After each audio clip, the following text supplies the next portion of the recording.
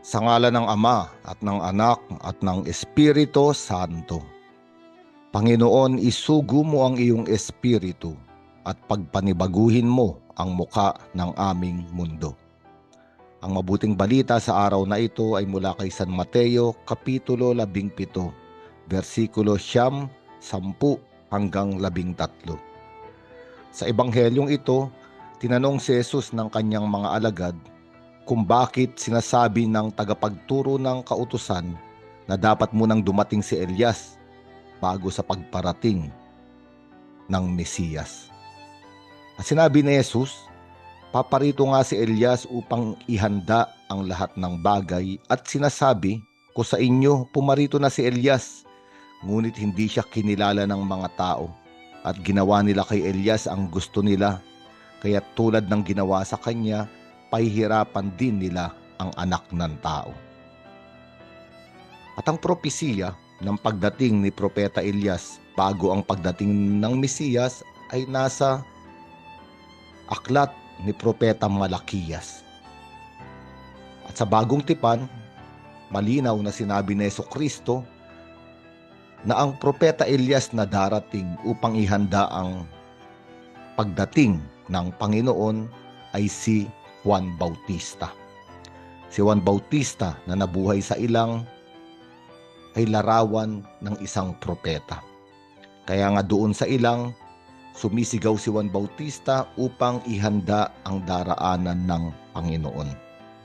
At sinabi ni Jesus sa ebanghelyong ito na hindi tinanggap ng mga tao si Juan Bautista. Ang katotohanan, si Juan Bautista dahil sa pagpapahayag niya ng katotohanan at pag-aanyaya niya sa mga tao na magbalik loob sa Diyos at talikdan ng kanilang mga kasalanan, siya ay kinulong at pinugutan ng ulo.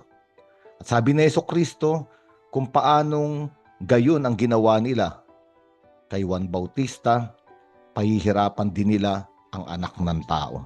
Kung ano ang sinapit ni Juan Bautista, gayon din ang sasapitin ng anak ng tao, ang Mesiyas sa katauhan ng ating Panginoong Jesucristo.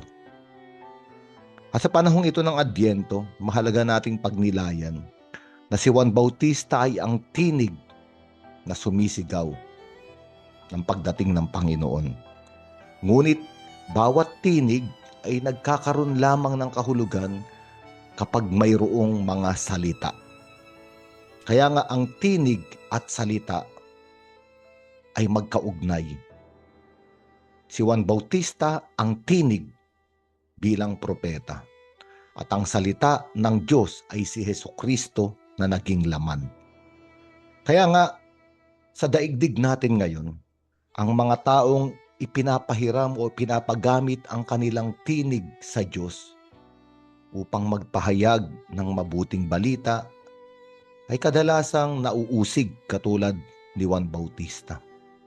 Ngunit bakit ba inuusig ang mga propeta? Sa panahon natin ngayon, bakit inuusig ang mga nagpapahayag ng katotohanan ng mabuting balita? Bakit inuusig yung mga taong nag-aanyaya sa marami na talikdan ang kanilang mga maling gawi at mga kasalanan? Bakit inuusig? Sapagkat ang mga taong nagpapahayag, ang ipinapahayag nila ay ang salita ng Diyos. At ang salita ng Diyos ay liwanag. Sabi ni Jesucristo, ako ang liwanag ng sanlibutan. Ngunit sinabi rin ni Jesucristo, sa sanlibutan ito, pinipili ng mga tao ang kadiliman.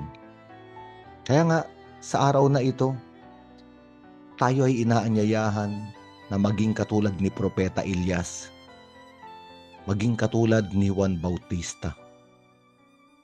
Bagamat alam natin na tayo ay hindi tatanggapin ng daigdig, tayo ay inaanyayahan pa rin ihayag ang salita ng Diyos.